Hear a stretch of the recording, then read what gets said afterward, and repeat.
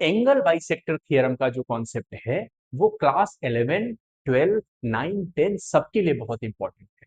और ये एक बहुत ही शानदार फेनोमेना है ट्राइंगल के केस में।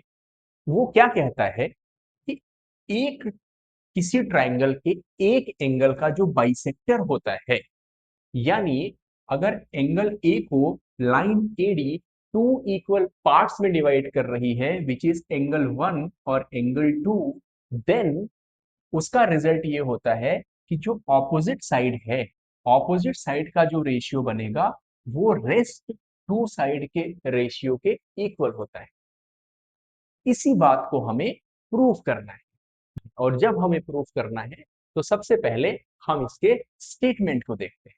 ये स्टेटमेंट सिंपली ये कह रहा है कि अगर आपके पास में एक ट्राइंगल है और उसमें एक कोई एंगल है, चाहे वो एंगल ए है, बी है, सी है, कोई सा भी आप ले सकते हो।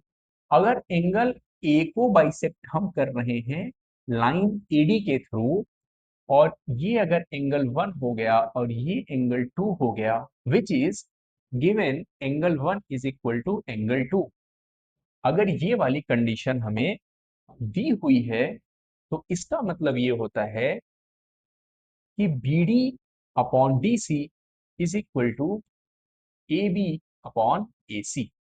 यही चीज कैसे होती है ये हमें प्रूव करना है। This is to prove. तो how will we proceed for the proof of this concept? तो सबसे पहले हम इसको दो ट्राइंगल के फॉर्म में लेते हैं।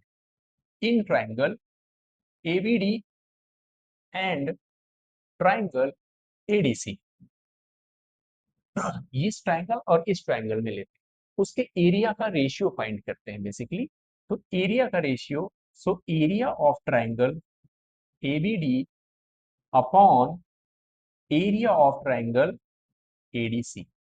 और एबीडी का एरिया क्या होगा वो देखिए, हाफ इंटू बेस है बीडी,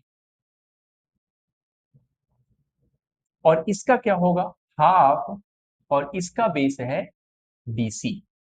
नाउ अब हमारी जो गरारी है वो अटकी है हाइट पर। तो आप एक बात देख रहे होंगे, जो ये दोनों ट्राइंगल हैं ये एक कॉमन बेस पर बने हुए हैं।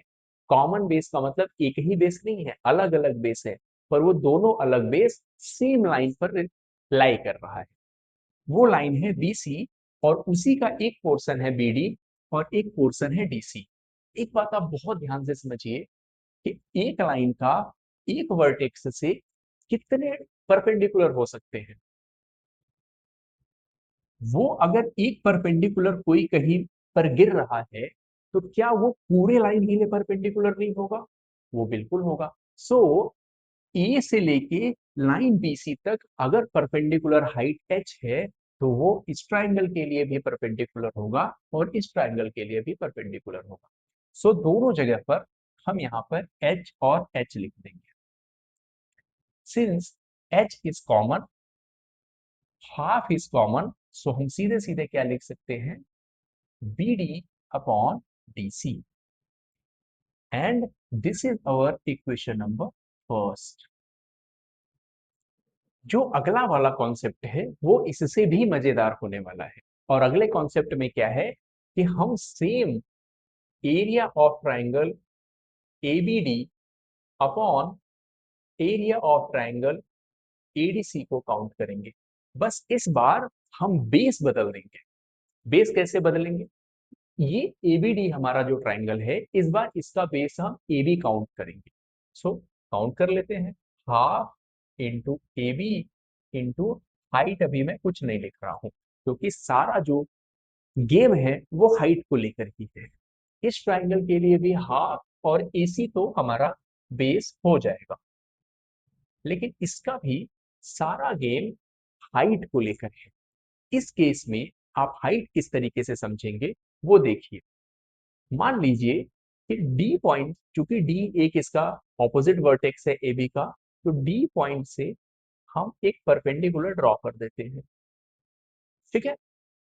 और इस जगह का नाम हो जाएगा ई, लेट सपोज। और ये जो ट्राइंगल ए ई डी होगा वो एक राइट एंगल ट्राइंगल होगा। और the moment right angle triangle होगा तो जो ईडी है हमारी परपेंडिकुलर लेंथ, वो क्या हम उसको एडी साइन 1 लिख सकते हैं? अगर नहीं समझ में आया तो हम इसको साइड में एक्सप्लेन कर देते हैं कि लेट अस सपोज एक ट्राइंगल है कोई ए ई डी और ई पर वो परपेंडिकुलर है, ठीक है। हमारी जो ईडी लेंथ है, यही ईडी लेंथ परपेंडिकुलर एक्चुअल है इस पूरे ट्राइंगल एबीडी के लिए। सो ईडी क्या चीज होगा यहाँ पे? This is angle 1। So ED is equal to AD sine 1 होगा या नहीं होगा? क्योंकि अगर ये थीटा को हम कंसीडर करते हैं तो ये हमारा बेस बन जाएगा इस ट्राइंगल के लिए। और जो साइन थीटा होता है वो होता है परपेंडिकुलर अपॉन हाइपोटेनियस। तो परपेंडिकुलर एडी है, हाइपोटेनियस एडी है, और वो हो जाएगा साइन थीटा के इक्वल। साइन थीटा में या साइन 1 में हम एडी को मल्टीप्लाई कर देंगे तो वो हमारा ईडी बन जाएगा। ठीक बात। चलिए, इसी कॉन्सेप्ट को हम यहाँ पे यूज करेंगे और अब इसे सीधे सीधे लिख देंगे कि एडी साइन एंगल 1। अब इसी तरीके से यहां पर भी लिख देंगे एडी साइन एंगल 2। और हम एक बात तो बहुत क्लियर जानते हैं कि जो एंगल 1 है वो एंगल 2 के इक्वल दिया हुआ है हमें। सो सीधे सीधे यहां से हाफ एडी से एडी और साइन 1 से साइन 2 कैंसिल हो गया। तो अब हमें कैंसिल होके क्या मिला? हमें कैंसिल होके सीधे सीधे मिल गया ए बी अपॉन ए सी का ratio. And this is our equation number 2। आप कुछ मत करिए, आप सीधा सीधा इक्वेशन 1 और इक्वेशन 2 पर ध्यान दीजिए। इक्वेशन 1 क्या है? Area of triangle ABD upon area of triangle ADC का रेशियो। इक्वेशन 2 क्या है? Area of triangle ABD upon area of triangle ADC का रेशियो। तो अगर दोनों के लेफ्ट हैंड साइड इक्वल हैं तो ऑब्वियसली दोनों के राइट हैंड साइड तो इक्वल होंगे ही। So from equation 1 and 2, BD upon BC is equal to AB upon AC। इसी बात को हमें एंगल बाइसेक्टर थ्योरम में प्रूव करना था। आप एक बार फिर से एंगल बाइसेक्टर का एक रिव्यू कर लेते हैं। और वो क्या है कि किसी ट्राइंगल एबीसी में एक एंगल को बाइसेक्ट करने वाली जो लाइन है एडी, वो बेस को जिस रेशियो में डिवाइड करेगी, रेस्ट टू साइड को भी उसी रेशियो में डिवाइड करेगी। और ये रहा उसका प्रूफ। आप देख रहे हैं अम्बरीश मैथ्स एकेडमी।